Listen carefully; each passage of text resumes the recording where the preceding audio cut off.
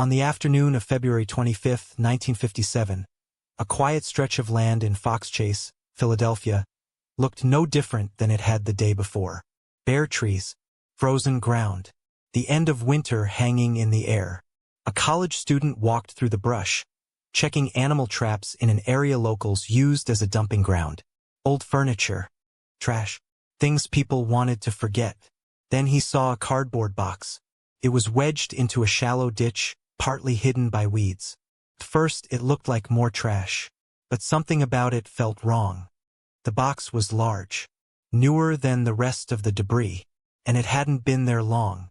Inside the box was the body of a young boy. He was naked, wrapped loosely in a blanket. His skin was pale from the cold. His small body showed clear signs of severe abuse.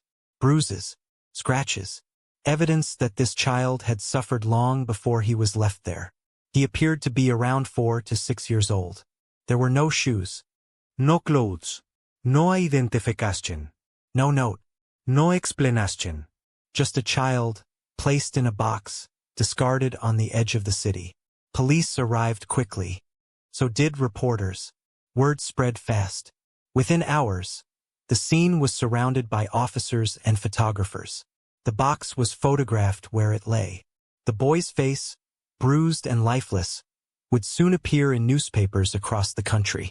Investigators believed the body had been there only a few days. That meant someone had been nearby. Someone had carried him. Someone had chosen that spot. And yet no one came forward. No frantic parents. No missing child report that matched him. No neighbors who recognized his face. As night fell, the boy was taken to the morgue. He was given a number instead of a name. Philadelphia police now faced a chilling reality. They had found a murdered child, and no one knew who he was. What followed would become one of the most haunting mysteries in American history. And this was only the beginning. In the days after the discovery, Philadelphia police expected answers to come quickly. A child that young had to be missed by someone. A family member, a neighbor, a school, a church. But as days turned into weeks, something unsettling became clear. No one was looking for him. The boy's photograph was released to the public. Newspapers printed it on their front pages.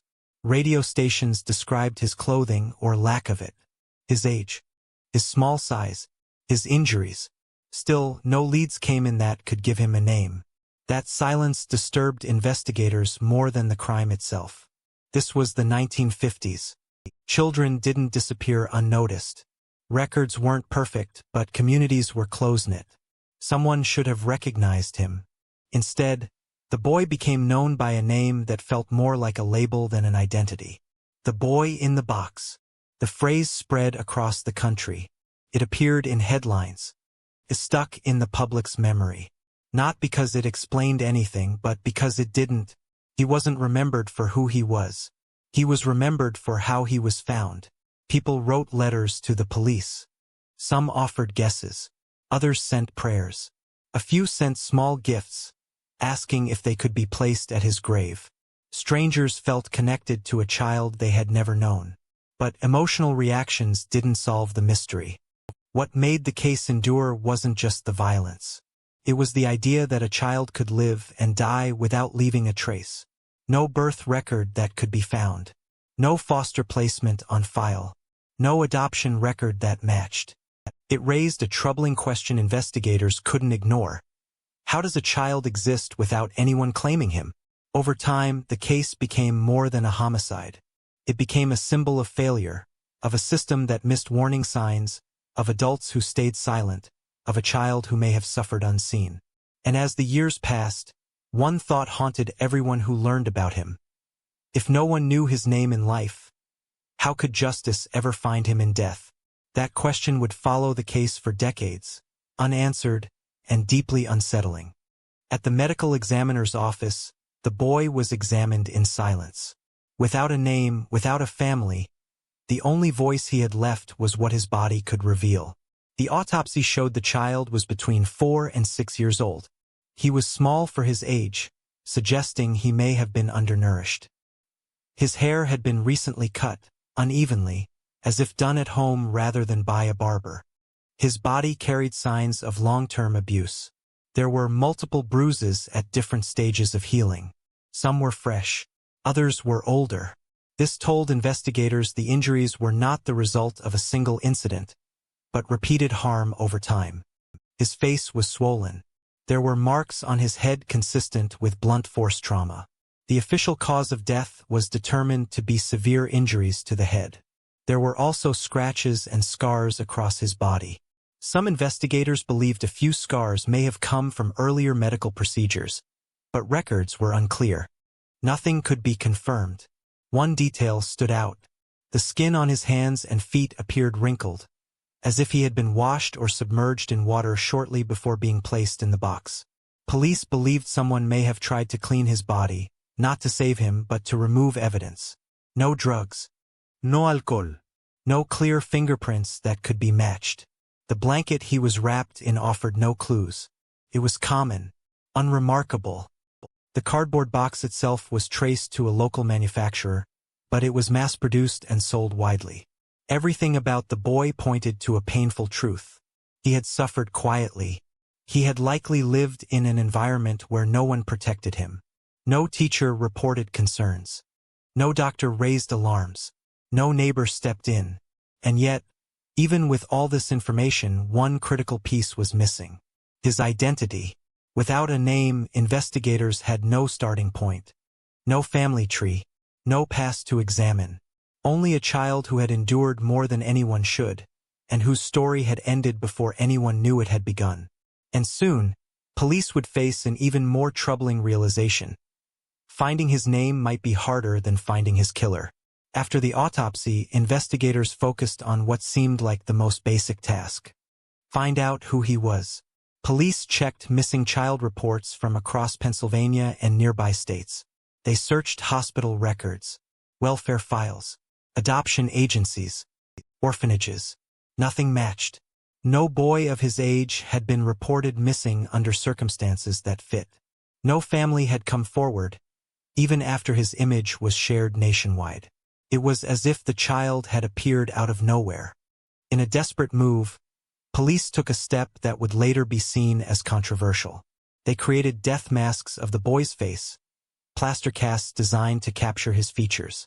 These masks were displayed at police stations and shown to the public, hoping someone might recognize him. The response was emotional but unhelpful. Hundreds of tips came in. Most were vague. Some were hopeful guesses. Others were clearly wrong. None led to his name. The boy was buried in Potter's Field, a cemetery for the unidentified and unclaimed. His grave was marked with a simple stone. No family attended the burial. Only police officers stood nearby. For investigators, the burial felt like a failure. How could they solve a murder when they didn't even know who the victim was? The case files began to grow thicker. So did the frustration. Each dead end made the truth harder to reach. Then, a detail caught an investigator's attention. The cardboard box had once contained a bassinet, a type of baby crib. It was sold at a local department store. This meant whoever used the box had likely purchased it recently. Police traced the shipment. They narrowed down where similar bassinets had been sold. It was the first solid lead in weeks. But even this clue raised new questions. Why use a box tied to a baby product? Why dispose of the body in such a careless way, yet try to clean him first? Why hide him, but not well enough? Every answer seemed to lead to another mystery. And the closer police looked, the more it felt like someone had gone to great lengths to erase this child's existence. Investigators turned their attention to the few physical items connected to the boy. Because when a person leaves no identity behind, objects become witnesses. The cardboard box had been manufactured by J.C. Penney, originally holding a bassinet. Police traced the shipment to a store in the Philadelphia area. Records showed dozens of identical boxes had been sold. It narrowed the timeline but not the suspect list. Anyone could have purchased it. Then there was the blanket. It was a cheap, common type. No embroidery. No initials. No laundry mark. It had been washed recently, but that only deepened the mystery. Someone had cared enough to clean it, yet not enough to protect the child. Another item drew interest. A small knit cap, found nearby but never definitively linked to the boy. Witnesses disagreed on whether it belonged to him or had been discarded earlier. Nothing could be proven. Police canvassed neighborhoods. They asked store employees if they recognized the box. They questioned families who had recently bought bassinets. Still, no clear connection emerged. Behind the scenes, investigators struggled with something more troubling. The boy's injuries suggested he had been abused over time, not just killed in a moment of rage. That meant someone close to him, someone responsible for his care, was likely involved. Yet no child welfare records showed a boy matching his description. No foster care file. No adoption that had gone wrong. No medical file raising alarms. The system had no memory of him. As weeks passed, public interest slowly faded. New crimes took over the headlines. Deep slowed. But inside the case file, doubts began to form. What if the boy had never been reported missing because no one legally claimed him? What if he lived in a house where no one asked questions, and no one answered them? Investigators began to suspect the truth might be closer and darker than they wanted to admit. And then, years later, a woman would come forward with a story so disturbing that it would shake the case all over again and divide investigators for decades.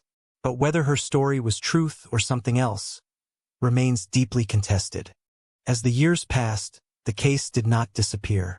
It drifted. New detectives reviewed old files. Reporters revisited the story. Citizens wrote letters, convinced they had seen the boy somewhere before. Most tips led nowhere, but a few arrived too late. Some witnesses claimed they had noticed a thin, bruised child in their neighborhood months before the discovery. Others recalled hearing cries through apartment walls, or seeing a boy who never played outside. None of these accounts could be verified. Memories faded. Addresses changed. People moved away or died. Time became the case's greatest enemy. In the early 1960s, police revisited the area near Fox Chase. They re-interviewed residents. They rechecked business records. Nothing new surfaced. Then came a tip that still haunts investigators. A man contacted police to say he had seen the box days before the body was discovered. He had assumed it was trash and ignored it. By the time he realized what it might have been, the boy was already dead, and the scene had been compromised. If true, it meant the body may have been there longer than believed. And it raised another painful question. How many people walked past that box and kept going? By the late 1960s, the case was officially considered cold. Evidence standards had changed. DNA testing did not yet exist. Key items had been handled repeatedly, limiting their future value. Still, the file remained open, because every so often, someone would come forward with a story that refused to go away. A neighbor, a former caregiver, person carrying guilt. And among all those claims, one account would stand out, not because it solved the case, but because of how deeply disturbing it was. It described a child bought, abused, and ultimately killed. It named no accomplices, provided no physical proof, and arrived years after the crime. Investigators were divided. Was this the long-awaited truth? Or was it a false confession shaped by guilt, illness, or a desire for attention? The case would never be the same after that story emerged. But whether it brought answers or only deeper confusion is still debated today. In 1960, 3 years after the boy was found, police received a confession. It did not come from a suspect under arrest. It came from a woman who walked into a police station and told a story that chilled investigators. Her name was Martha M., often referred to in records only by her first name. She claimed she had purchased the boy from his biological parents. According to her, he had been abused in her home and eventually killed after an incident involving physical punishment. She said the boy had vomited after being struck, became unresponsive, and died shortly after. Then, she claimed she placed his body in a box and disposed of him. At first, it sounded like the answer police had been waiting for. But almost immediately, problems appeared. Martha's story had inconsistencies. She gave conflicting dates. Her description of the boy's hair did not match forensic findings. Some details changed with each retelling. More troubling, investigators discovered she had a history of mental illness. At times, she appeared confused. At others, unusually specific. Police could not verify key parts of her story. There was no proof she had ever purchased a child. No witnesses placed the boy in her care. No physical evidence tied her to the crime scene. Some detectives believed she was telling the truth, or at least part of it. Others believed her confession was unreliable, a mix of guilt, fantasy, and trauma. Over time, her statement was quietly set aside. But it never disappeared. Decades later, investigators would return to her account again and again, asking the same question. Was she confessing to a crime, or to something she only believed she had done? Beyond Martha, no strong suspects ever emerged. No family members. No neighbors. No caretakers officially tied to the boy. Only theories. That he was an abused foster child. That he was born outside the system and never registered. That someone close to him made a terrible mistake and tried to erase him. Each theory explained something. None explained everything. And the deeper police looked, the clearer it became. The truth was buried beneath silence, time, and a child whose voice had been taken long before his life ended. And still, one final question remained, one that would trouble investigators for generations. What details never fit, no matter how hard they tried? Even after decades of review, certain details in the case refused to settle into place. They sit there, uncomfortable, unanswered. One of the most troubling issues was the lack of records. No birth certificate, no school file, no medical history that could be traced.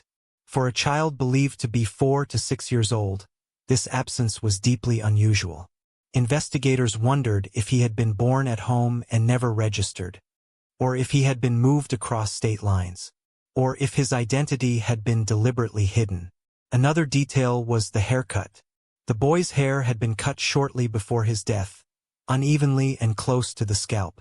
Some believed this was an attempt to alter his appearance. Others thought it was punishment or control. There was no way to know. Then there were the injuries. The pattern suggested long-term abuse. But no neighbors, teachers, or doctors ever reported concerns. In a crowded city, how did that go unnoticed? And why wash the body? Whoever placed him in the box took time to clean him. A small act that suggested guilt, panic, or even care.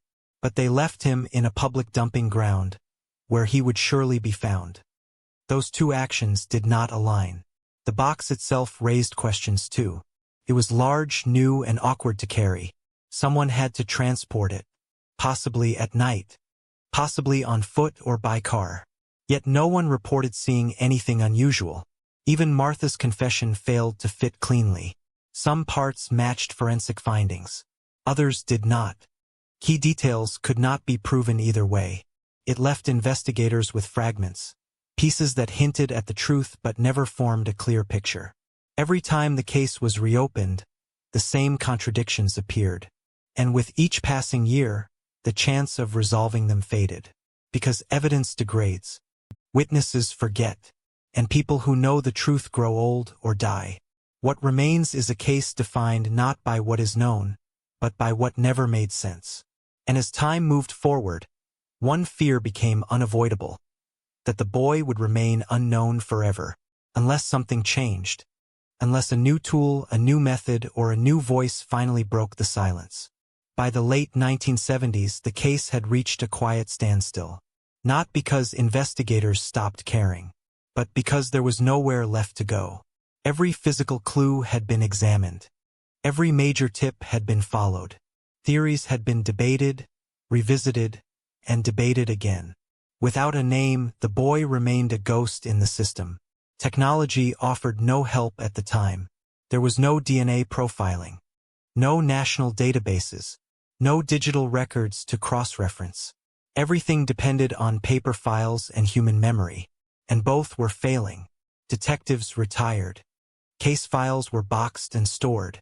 The land where the boy was found changed over time, but the story stayed frozen in 1957.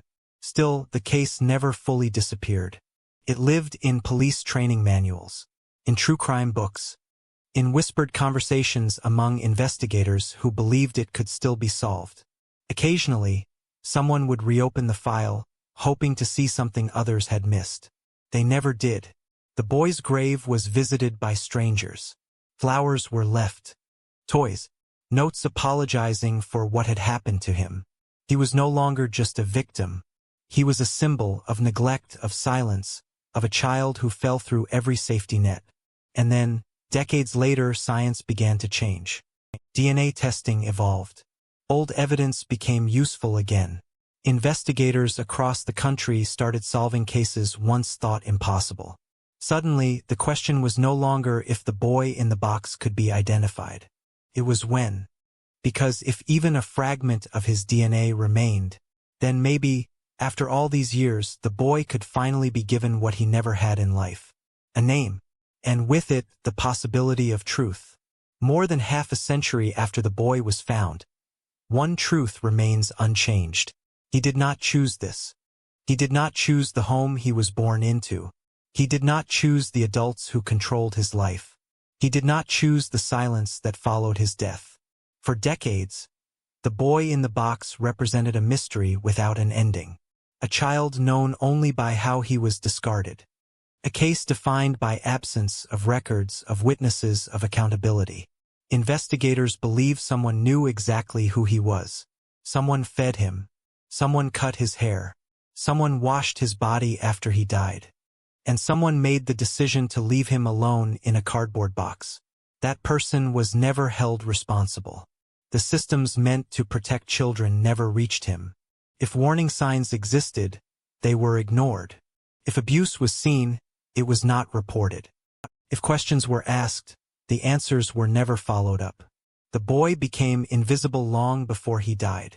And that may be the most disturbing part of all.